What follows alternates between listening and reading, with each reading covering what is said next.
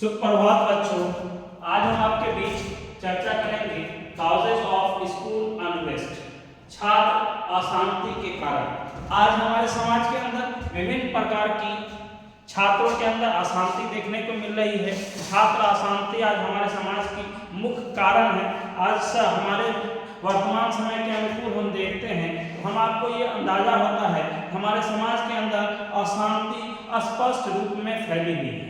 उसका सिर्फ कारण यही है कि छात्रों के द्वारा यह अशांति परीक्षाओं के बहिष्कार या फिर अध्यापकों के अंदर अनादर या फिर आज समाज में अभद्र व्यवहार या फिर हम इसको कह सकते हैं आगजनी, लूटमार, समाज के अंदर तोड़फोड़, घेराव, हड़ताल आदि देखने को मिलते हैं, जिस कारणवश हमारे समाज के अंदर विभिन्न प्रकार की दुविधाएं देखने को मिलती हैं जो छात्रों को के लिए सुविधाजनक नहीं होती हैं, बल्कि यह छात्रों के अंदर अशांति लाती हैं। समय पर छात्रों का परीक्षा नहीं होना, छात्रों को उसको आदर नहीं मिलना, छात्रों को शिक्षक से जुड़ाव का नहीं होना, छात्रों के जीवन के अंदर विभिन्न प्रकार की समस्याएं और ये जो समस्याएं हैं ये एक हर रूप में छात्रों को कहीं ना कहीं उसको कमजोर करती है।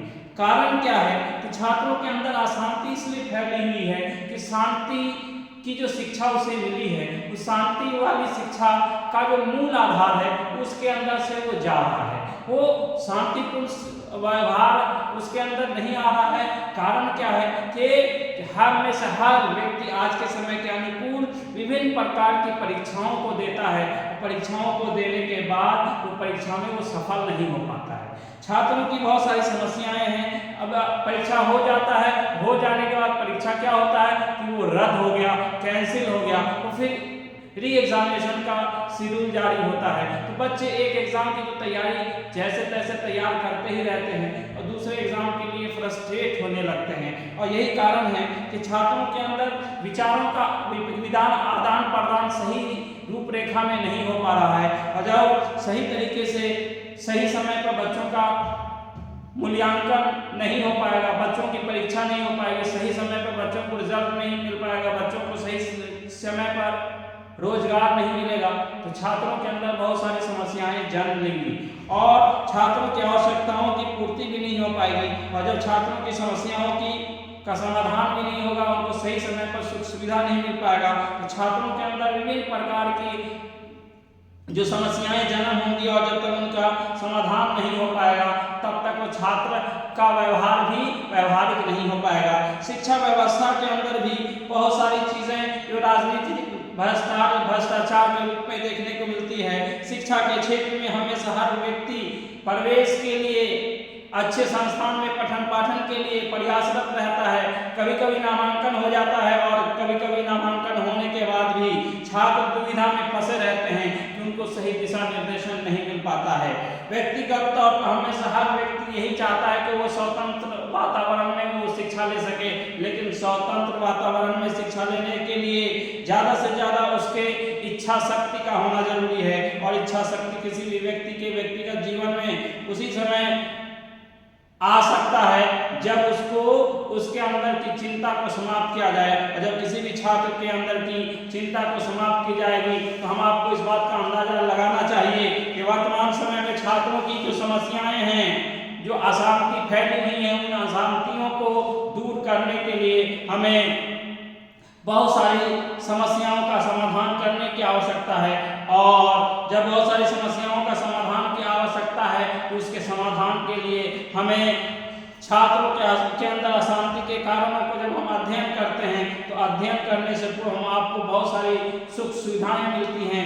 उनमें से जो सुख सुविधाएं मिलती हैं उनमें सबसे पहला है सोशल फैक्टर। पहला सोशल फैक्टर देखने को मिलता है और सोशल फैक्टर ये है सोशल फैक्टर हुआ सामाजिक कारक। और सामाजिक कारक ये है कि हम समाज में रहते हुए समाज के लोगों के बीच जाते हैं और लोग सुख सुविधा एक रूपता में देखने को मिलना चाहिए वो नहीं मिल पाता है। कुछ लोग मतलब कि आज के समय के अनुकूल ये कह सकते हैं कि मालदार और मालदार हो रहा, महंगाई की मार जो है बेतहाशा है। ये हमारे समाज में ऊंच नीच का जो झगड़ा है ये खत्म नहीं हो रहा है। दूसरा है पॉलिटिकल फैक्टर्स, जिसको राजनीतिक कारक हम कहते हैं। पॉलिटिकल फैक्टर्स, पॉलिटिकल फैक्टर्स, राजनीतिक कारक। पहला हमें पता है सामाजिक कारक, दूसरा राजनीतिक कारक। क्या हमारे समाज के अंदर जो है दो फैक्टर देखने को मिल रहा है और अशांति के लिए जो कारण देखने को मिल रहा है। पहला फैक्टर मैंने बताया सोशल फैक्टर, दूसरा मैंने बताया पॉलिटिकल फैक्टर। राजनीतिक कारक जो है ये बहुत बड़ी समस्या है और ये समस्या इसलिए है कि हम आप कहीं ना कहीं दुविधाओं में फंसे हुए हैं। जो पॉलिटिकल बैकग्राउंड के होते हैं उनका नामांकन कहीं भी जल्दी से हो जाता है और बाकी लोगों का होने में कहीं ना कहीं समस्याएं आती हैं। तीसरा है इकोनॉमिक फैक्टर,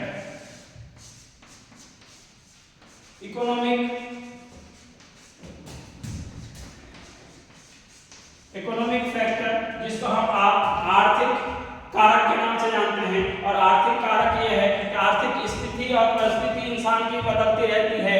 जो जिस आधार पे और जिस प्रकार की जीवन शैली का निर्माण करना चाहता है उस संदर्भ में वो सोचता है, समझता है और सोचने समझने के संदर्भ में वो अपने आर्थिक स्थिति और परिस्थिति को सुधार कर पाता है। चौथा है एजुकेशन फैक्टर,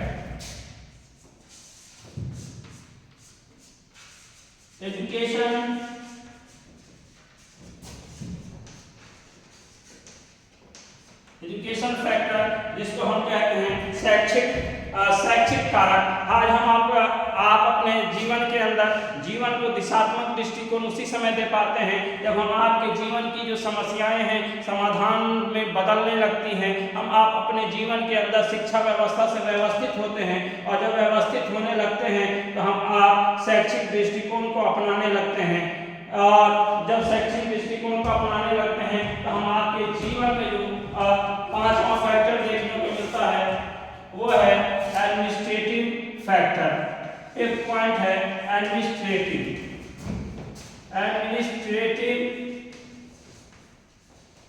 फैक्टर, जिसको हम आप प्रशासनिक कारक के नाम से जानते हैं। हम जब आप समाज के अंदर अशांति की रूपरेखा में होते हैं तो हम आपके जीवन के अंदर जो है बहुत सारी समस्याएं हैं कि हम आपके जीवन को अशांति की ओर ले जाती हैं। उनमें 5 फैक्टर ये काफी महत्वपूर्ण हैं, इसलिए इन 5 फैक्टर को हम आपको अपने जीवन के अंदर सुरक्षित करने के लिए, संरक्षित रखने के लिए, जीवन को सही दिशा में चलाने के लिए हम आपके लिए बहुत महत्वपूर्ण और जरूरी है।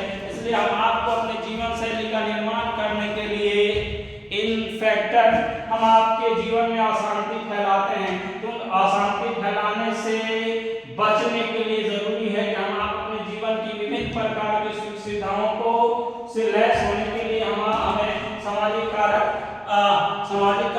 राजनीतिक कारक, आर्थिक कारक और शैक्षिक कारक और प्रशासनिक कारकों को समझने की जरूरत है, जिसके दिशा निर्देशन में हम अपने जीवन शैली का निर्माण कर सकते हैं। धन्यवाद, आभार।